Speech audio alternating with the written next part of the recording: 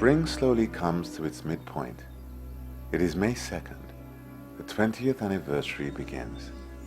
A week-long celebration, not of the dead, but of the cause they fought for. This stone was made as a memorial to those who fought. People come worldwide to show their respects.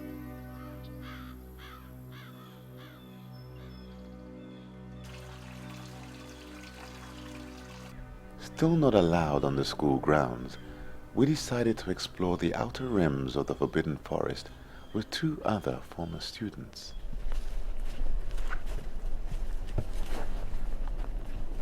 This mark here was made by an incendio charm. I remember a group of us tried to flank the Death Eaters from Hogsmeade. It was a dangerous thing to try. I mean, there were only a dozen of us, and we knew we'd be fighting close to the Dark Lord. How did the diversion work out for your group? Well, we didn't meet you-know-who, but he had recruited a number of creatures to his command. Giants, spiders, you name it. Some of us held up well enough against them. We were trapped down by the lake when the creatures retreated, and we heard his voice. He was given Harry Potter one last chance to reveal himself.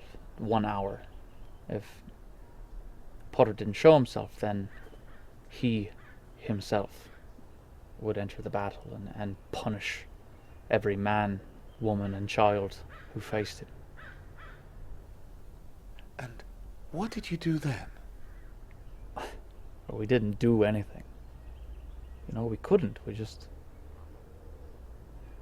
waited for Harry Potter to make his decision.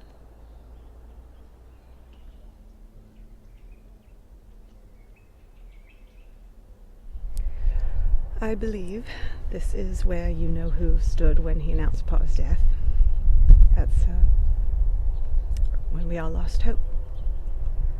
And then he came back. Yeah. Do you believe that's what happened? I like to. But whether it happened or not doesn't matter. It makes me feel bad. That's why most of us still don't say the Dark Lord's name. Deep down, for us, he's still alive. And it's not just me. The majority of the community.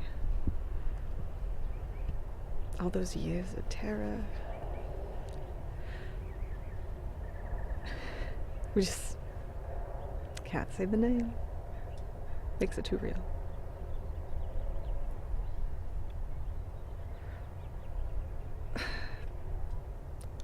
I'm sorry. I think I'm done. Of course.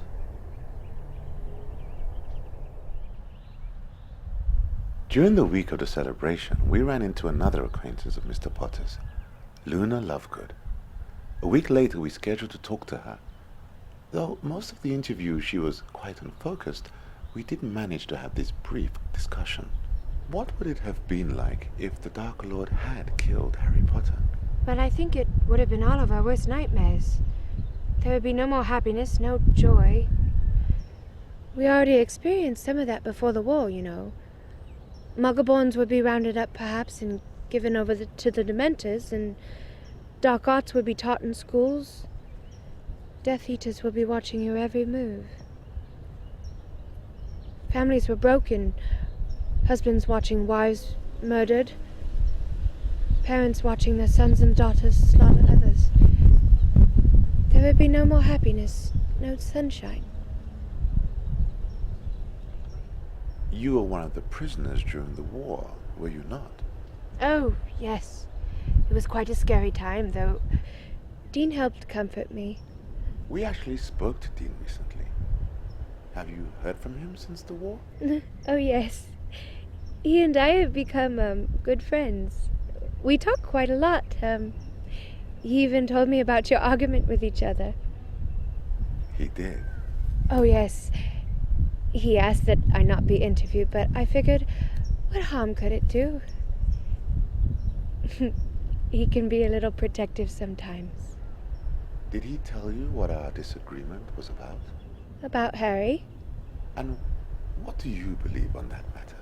Well, I don't know. I don't know if I would be the right person to ask about that. You might want to think about asking Harry. Unfortunately, he's decided not to participate. Oh, that's too bad. I suppose I could ask Ginny for you. She would probably know. I very much doubt that. Oh. Sometime later, we received an owl from Mrs. Potter herself. It seemed Mrs. Lovegood was true to her word, and very much correct.